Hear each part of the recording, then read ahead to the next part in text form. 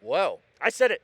from one brother to another, a Scorpionprocs will be going head-to-head versus Gur. Worth mentioning, to get into this top 8, Gur had to make quite the comeback to even be in this position. And that's where the clutch comes in, the experience. That was the biggest masterclass of zoning with Gears I've ever seen, where he took away every ability for a character to move forward for, I don't know, 15 minutes straight as he made the comeback happen against Turkey reverse 3-0 to get here. And we know, speaking of passion, we're sending America's most passionate individual at these twins right now. That's what this is a battle of. Passion for the game. Because guess what, baby? Here, offline, that's what it's all about. None of this Twitter drama. None of this BS. We're here to game, baby. Hey, man, I mean, anyone that causes Twitter drama probably ain't here, so that's probably why. Anyway, as we jump into this next matchup, Gur, the 100% Gearus master. And that's what, from day one, minus day one, the moment Gearus was announced. Reveal. Exactly. At the reveal. The moment Gearus was even announced, Gur was like, oh yeah, I'm playing this character. Oh yeah, 100%. Whether they're good or bad, I'm playing this character. And Gearus has gone through various changes across the years. Nowhere near day one, nowhere near week one. Hasn't affected Gur and his results whatsoever. Any change to this character, he's made the adjustments, and he has written the book on how to play this more keep-away style Gearus. Because what's great about the current competitive landscape is that when it comes to Gearus, there really are a couple of different play styles. You can play the keep away that Gur has, and really he's the only one to implement it, or you got the Bruiser up close where you're trying to do the damage. Now, what I'm interested in is the potential matchups. The thing about these two Chilean twins is that they play pretty much the same characters. Now, Scorpionprocs has been playing a ton of Kotal Khan recently, but he saw, looking at what Turkey ran into in the previous round, I think we might see something like the Cabal early on from Scorpionprocs here. Or actually, probably the Fujin, now that I think about it. We have to give a little bit of a special shout-out to a certain K-Mac, don't we? Oh. For those that missed it, they're about to jump in, but Scorpionprocs in pools had to fight off against K-Mac, one of the most prominent spawn players. K-Mac was one hit away from pulling off an upset and sending Scorpionprocs to losers then and there. Not even one hit. He had a blocked fatal blow in front of him. Mr. Barnish. Hey! Oh, but you know, I actually got to talk to, and I'm giving the biggest shout outs to K-Mac's parents are here supporting him in the crowd. Wow. And I didn't know that until I walked up to him today, started having some words, and like, yeah, we're K-Mac's parents here supporting. And they said that even they were surprised. It's the first time K-Mac took a big loss against a big player and didn't beat himself up over it. He actually took it as a positive and said, I was one hit away from beating one of the best in the world. Let's go. Shouts to K-Mac and his parents here. There's a lot of parents supporting their children playing MK here at Combo Breaker 2022. Fire, thunder, wind. Now, at the same time, how is this matchup going to go? Fujin all about that mobility, utility of that too, but Gur, I mean, such a rock-solid brick wall of a playstyle, always, but also unpredictable. We'll do a down two here and there, we'll get a couple of down ones in. And I've had a lot of conversations with him, and I've seen the development over the last, I'd say, year at least, where he's starting to use that command grab more and use that mid-command grab threat as a weapon. So he has that duplicitous edge of being a deadly threat up close and a deadly threat afar. He's already off to a good start. As he's got him to the corner, this is so scary. Now this is something we're going to see a lot. Flawless block. The twins in particular have been using so many of these flawless blocks in positions where you just shut down and jump in. Oh my god! And a sand trap! That was disgusting. Gur using this that no one else does. And look at this damage. He's gonna KB? No. Give him the better spikes. He's using better spikes. Gur is? No way. He's not zoning. He's a bruiser today. I love the choice though. Why go for the KB when you can just keep them in the corner? Fujin would probably much rather be mid-screen. Oh, the town. He gets annihilated by the tornado. Our man took to the skies as the winds got chow. Imagine pressing a button and getting sucked towards the sky. And it's okay. Ackerman, 14 seconds on the clock. There's the amplify though. We said it though. Ackerman, nothing is left on the table with the twins. Anything that can be max damage, no matter how small the hit is. But hang on a minute. Quicksand. This is starting to cause a little bit of a trouble here for Fujin. I wonder how often we'll see that. Yeah, as most of the mobility from Fujin is going to rely on either wave dashing or special moves. I mean, special moves are going to do a decent job. Normals are the best way through them. That's why you see, oh my goodness, the likes of Turkey was able to get through them pretty well with the advanced with normals. I don't know. They're about to get put into jail here. It's going to be a walk back. No, not afraid to press button. Oh, if he would have gone beyond that, we would have seen a whole completely different story, but he baits it down to a He said he wasn't afraid to press it here late, and he's going to have to get risky with this health deficit. Instant jump in, goes for a late jump kick just in case Go is maybe going to go for a flawless block or something similar. But any amount of chip damage is going to be a real pain from this point on. Oh, puts him in the corner, and with the way things are going, probably going to be a first whiff punish. All right, no, grab him. Okay, just going to cash out. That reminded me of Indiana Jones, where the guy was just swinging a sword for 10 minutes, and then he just shot him. That's what Garrett just did. He's like, okay, you're doing all this dancing?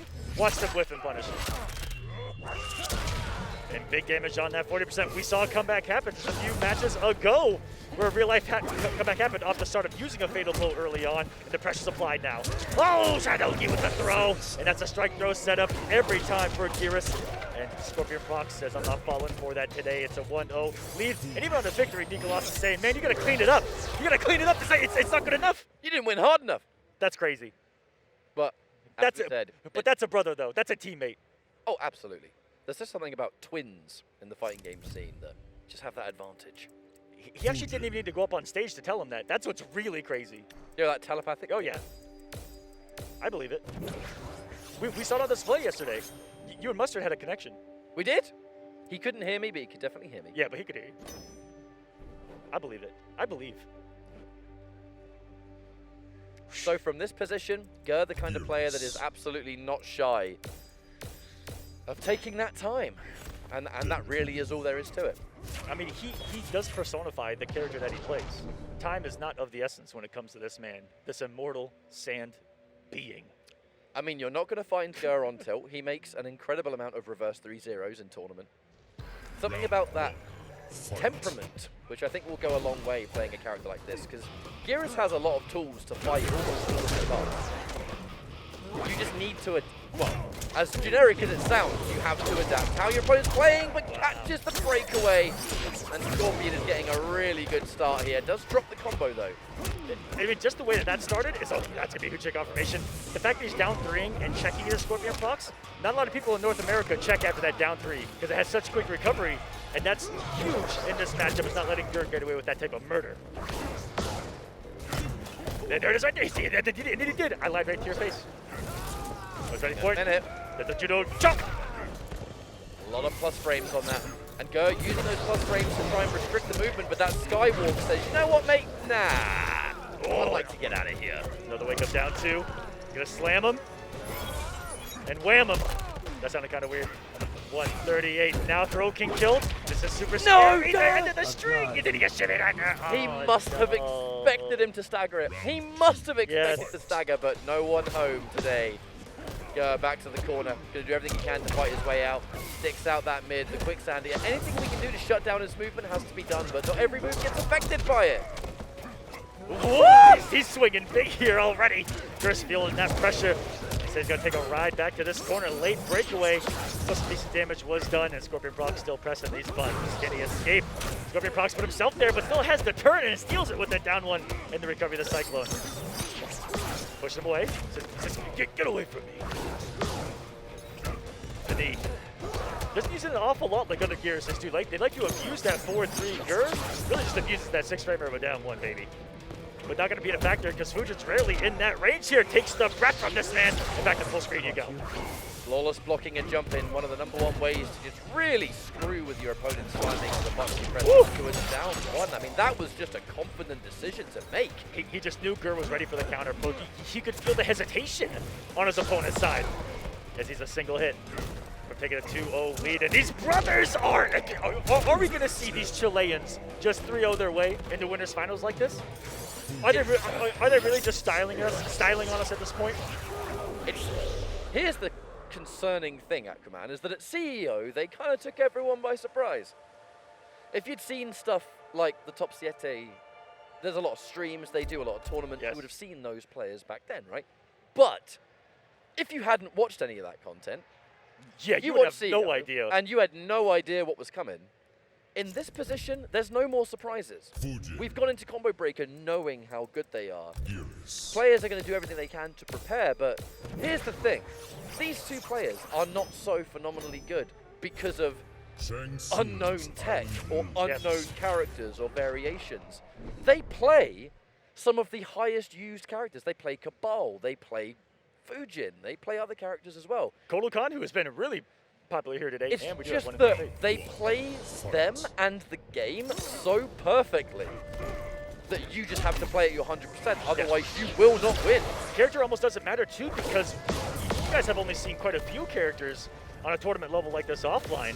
But when they fight offline, they could random select and get to where they are.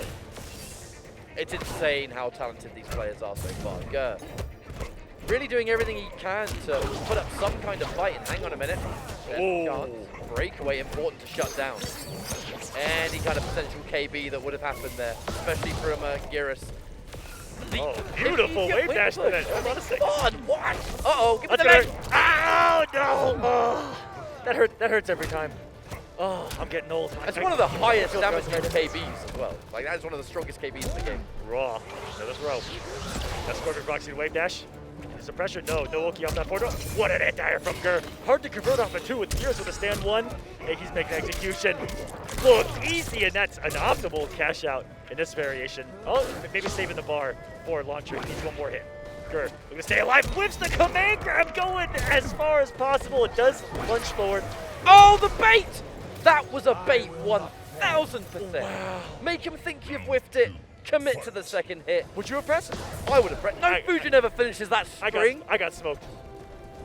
Worth mentioning, though, that Gur has gone for a variation change. He's not using better spikes now. He has got that universal command grab. He hasn't had a chance to mix yet. And he's got some of the most tick throws off, but even the stand 2 that Gur likes to establish 2-4 an awful lot can tick throw off of that. Stand 1, down 4. Yeet. There we go. 4-2, which is almost close to Yes, max range. Give it to me.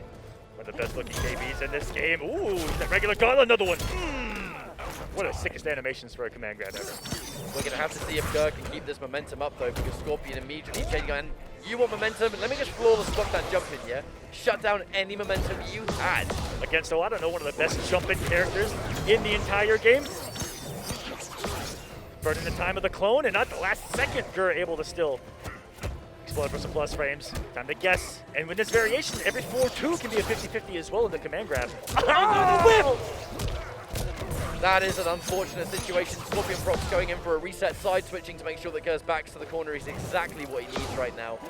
Keeping that max distance, he's not going to have to deal with that sand clone at all. Empty come grab. Now, hang on, Aquaman. 13 seconds on the clock. Not needed. Give me the round. Caught Scorpionprocs pressing buttons with a meaty down 3 of all things. Maybe I'd like to see him implement a little more tick throws. It looks like Scorpionprocs is just holding the pressure right now off of the stand 2s, the forward 2s. And those raw command grabs are already getting Gur killed right now. Just whipping them there. Oh, not this one. Boom! Right to the face. Did you see him stand his ground for a moment and then he missed the anti-air? That Sistine Chapel reach of a jump on that Fujin has. Pretty sure he was looking for a down 2 there, but no one ohms. The back one confirmed Scorpion optimals. We'll just get a nice little bit of damage, no down 2, but you know what, 31%, we'll still take that. That's still not bad. The Flawless Block, but Flawless Block the second. Oh no, the one tick throw he went for. But you know, Scorpionprocs had that bump in. Those dive kicks are huge. Whoa. Those clones. Good movement by Scorpionprocs. Those just get away from them. They're not going to be the biggest threat. Just got to look for Gur's teleport, look for the plus frames. Now he pushes them. Building that space. He's building that space really well and knows that he can simply out-normal Gears at that range.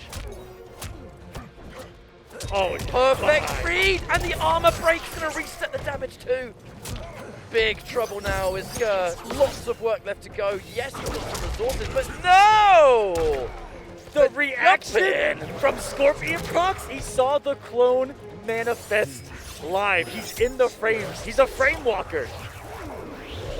He's inside the matrix. He's reading the code, man. That wouldn't be the first time he did that either. He was jumping and reacting to sand trap, to quicksand.